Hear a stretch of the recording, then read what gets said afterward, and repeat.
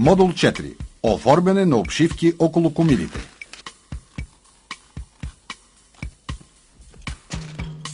Както може да се види, подложният слой е положен с краища прилепнали нагоре към комина. Битумните керемиди се напасват плътно към комина. Професионално изработената стъпкова обшивка се поставя отдолу нагоре, редуваща се с битумните керемиди.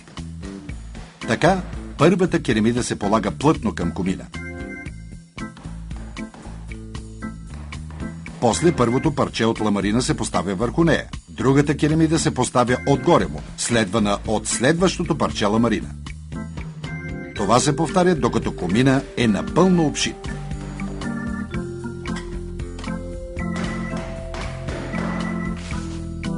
В задната част на комина трябва да се уверите, че битумната керемида е поставена над свързващото парче ламарина.